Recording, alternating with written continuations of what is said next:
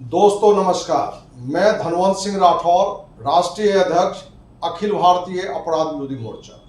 दोस्त, नबीनगर के श्रेया हत्याकांड पूरे बिहार में इस मुद्दे को लेके जहां निर्भया कांड की तरह हर राजनीतिक दल, हर सामाजिक संगठन आवाज बुलंद किया और उस आवाज बुलंद का जहां सही अपराधी की गिरफ्तारी होनी चाहिए, वहीं नीतीश के दबाव में पुलिस प्रशासन 5 निर्दोष पर आरोप लगा के, जिसमें से कुछ को दुष्कर्मी, कुछ को हत्यारा, कुछ को साजिश करता करके जेल भेज दिया।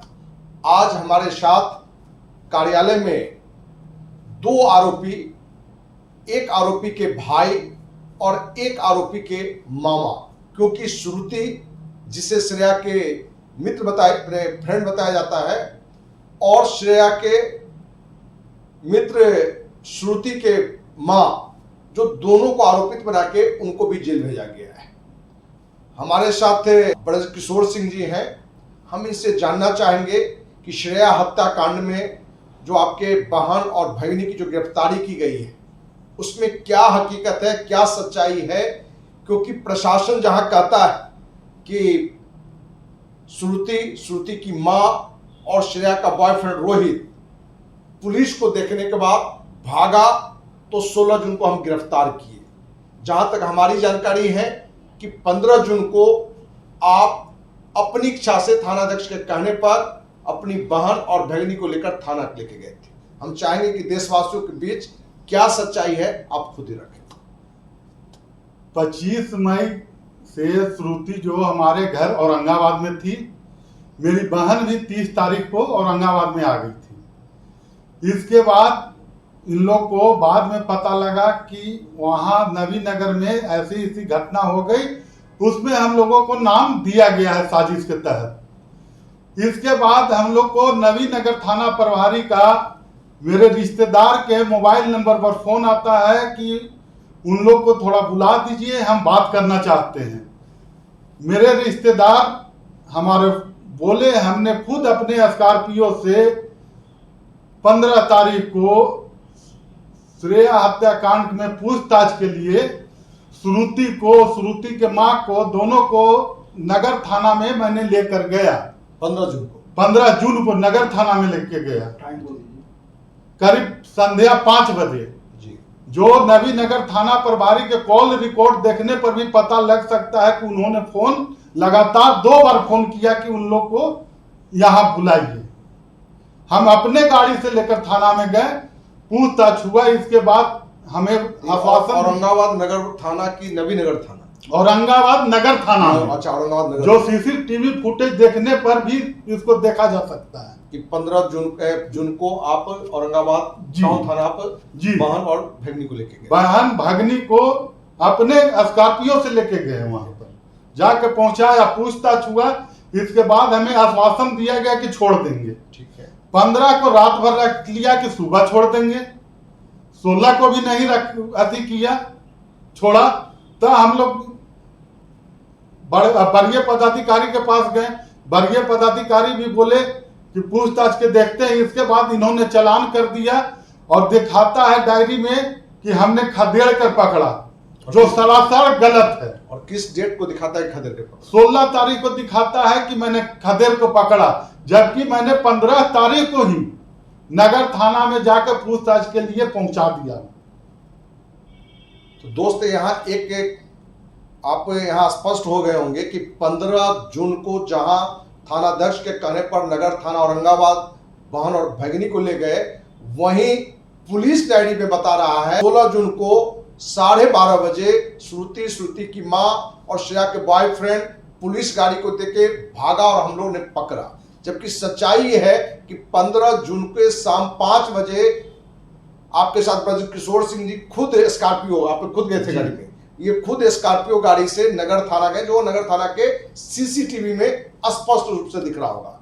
तो आपको लगेगा कि पुलिस हर जगह कहीं ना कहीं फर्जी रिकॉर्ड बनाने में बहुत सारी गलतियां की है।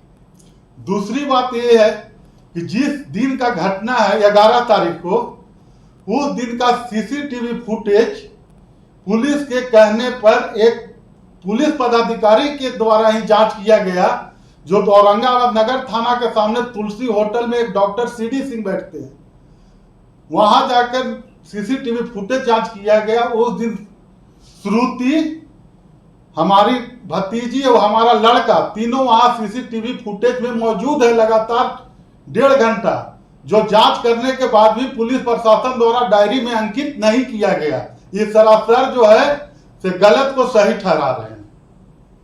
तो यहाँ भी स्पष्ट है कि श्रुति एक तो मने नवीनगर नहीं थी, वो थी ननिहाल में। दूसरा कि 11 जिस डेट की घटना बताया जा रहा है, उस डेट को डॉक्टर से दिखाने के लिए अपने ममेरा भाई जी और ममेरी बहन के साथ डॉक्टर किया गया था नगर थाना के सामने तुलसी होटल में डॉक्टर सीडी सिंह के पास। डॉक्टर सीडी, जिसकी पदाधिकारी ने जांच भी किया और उसने सही पाया भी, लेकिन उसकी चर्चा कहीं से पुलिस डायरी में नहीं है।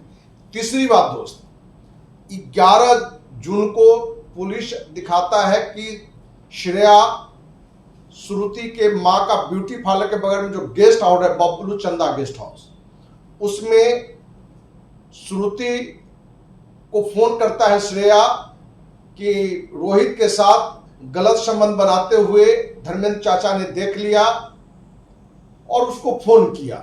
जिस टाइम को बताया जा रहा है कि श्रुति को श्रेया ने फोन की, दोस्त जो निकल कर आया है, जो पुलिस ने ही दिया है कि उस टाइम में या उस डेट में कोई भी फोन श्रेया के द्वारा श्रुति को नहीं गया है।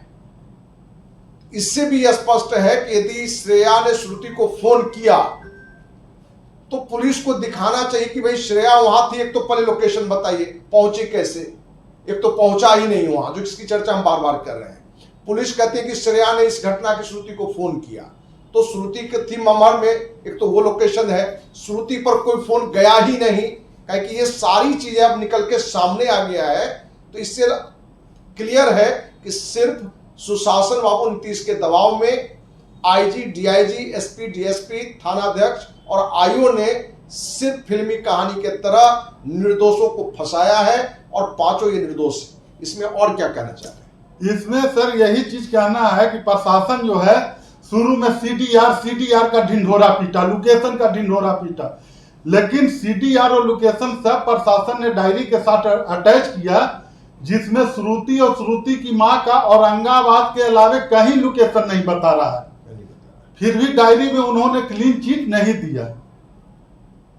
ये सारी कहानी जो है पांचों के पांचों निर्दोष की फिल्मी कहानी बनाकर पांचों निर्दोष को फंसाने का काम प्रशासन कर रही है।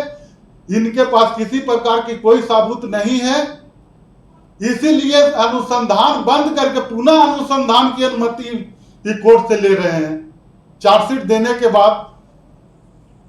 दोस्त जानकारी दें कि अनुसंधान के बाद चार्जशीट हो गया, लेकिन जब ये परिवार वाले उसकी जो बातें आई तो उस पर फिर से अपना उत्तर रखा और प्रूफ रखा, तो पुलिस को कहीं ना कहीं लगा कि हम फंस रहे हैं, इसलिए उसने अनुसंधान के लिए फिर से कोर्ट से अनुमति लिया है, जो कहां तक न्याय संगत है या अपने बचाव के लिए कितना वो प्रयास कर रहा है वो आप समझ सकते हैं।